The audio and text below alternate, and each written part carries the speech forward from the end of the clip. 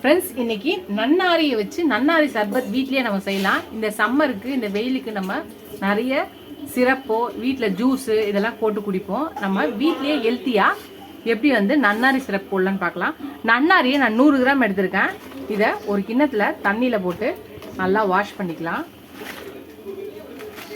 இப்போ இதை நல்லா கழுவி எடுத்துக்கலாம். நம்ம நன்னாரியை நல்லா கழுவி ஒரு பிளேட்டில் எடுத்து வச்சுக்கலாம்.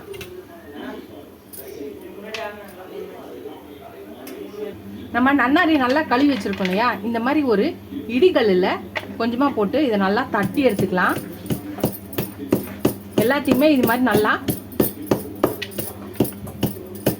தட்டிக்கலாம். நல்லா தட்டிக்கலாம். நம்மளால் எவ்வளோ முடியுமோ அந்த அளவுக்கு தட்டி ஒரு கிண்ணத்தில் போட்டுக்கலாம். இது மாதிரி எல்லாத்தையுமே நம்ம தட்டி எடுத்துக்கலாம். நம்ம தட்டின நன்னாரி எல்லாம் ஒரு கிண்ணத்தில் போட்டுட்டு இதில் ஒரு 1/2 லிட்டர் தண்ணி மட்டும் ஊற்றி வைக்கலாம். இந்த 1/2 லிட்டர் தண்ணியில் நைட்டு ஃபுல்லாக நம்ம இதை ஊற விட்டுடலாம். இதை மறுநாள் காலையில் இதை பார்க்கலாம். ஃப்ரெண்ட்ஸ், நம்ம நேற்று நைட்டு ஊற வச்சுருந்தோம் இல்லையா நன்னாரியை ஊற வச்சுருந்தோம். இப்போ இதை ஒரு அடிகனமான பாத்திரத்தில் இதை வடிகட்டி எடுத்துக்கலாம்.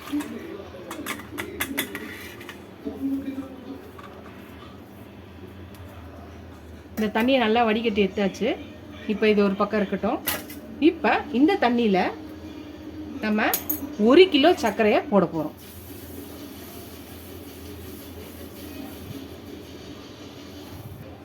இப்போ நம்ம அடுப்பை ஆன் பண்ணிக்கலாம். இப்போ இதை தூக்கி இதில் வச்சுக்கலாம். இப்போ இதை நல்லா நம்ம கலக்கிட்டே இருக்க வேண்டியதான். நல்லா கலக்கி இது நல்லா சர்க்கரை கரைஞ்சி ஒரு கொதி வரணும். அது வரை இதை நல்லா கலக்கிட்டே இருக்கலாம். சர்க்கரை கரையிட்டோம். ஃப்ரெண்ட்ஸ், நன்னாரி இது பண்ணோம் இல்லையா, சர்க்கரையும் நன்னாரி இதுவும் தண்ணீரும் போட்டு நல்லா கொதி வந்துச்சு பாருங்கள். இப்போ நம்ம ஒரு லெமனை நான் இது பண்ணி வச்சுருக்கேன். இப்போ இந்த லெமனை இதில் புழிஞ்சிக்கலாம்.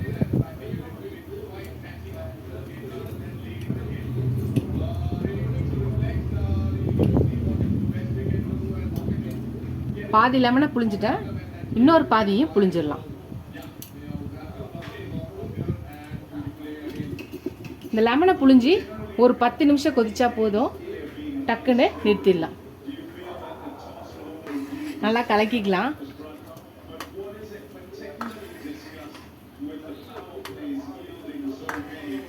முதல்ல நல்லா கொதிச்சு ஒரு நல்லா பிசுபிசுப்பு தன்மை ஒரு கம்பி பதம் வந்தோடனே நம்ம இப்போ ஒரு லெமனை ஊற்றியாச்சு. ஒரு லெமனை ஊற்றி ஒரு 10 நிமிஷம் கொதிக்கணும். 10 நிமிஷம் கொதிச்சோடனே அடுப்பை நிறுத்திடலாம். ஃப்ரெண்ட்ஸ், நம்ம லெமனை ஊற்றியாச்சு. லெமன் ஊற்றிட்டோன்னே ஒரு கொதி வந்தால் போதும்.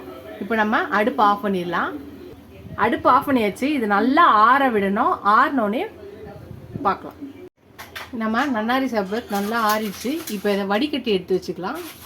இப்போ நம்ம இதை வடிகட்டி எடுத்துக்கலாம்.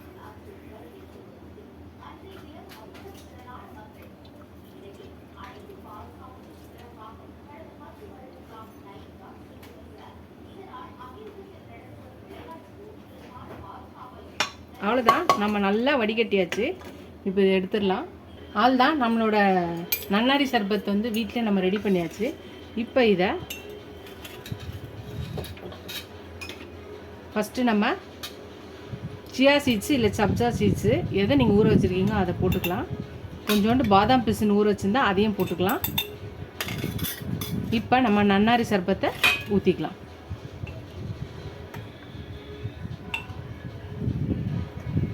கொஞ்சம் ப்ளைன் சோடா ஊற்றிக்கலாம். உங்களுக்கு வேணான்னா ஸ்கிப் பண்ணிக்கலாம். கொஞ்சமாக ஊற்றிக்கிறேன். அப்புறம் லெமன் வேணால் லெமன் புழிஞ்சிக்கலாம். உங்களுக்கு வேணான்னா விட்டுடலாம். லெமன் புழிஞ்சாச்சு. கொஞ்சம் தண்ணி ஊற்றிக்கலாம். ஐஸ் க்யூப்ஸையும் போட்டுக்கலாம். அவ்வளோதான், நல்லா மிக்ஸ் பண்ணிடலாம்.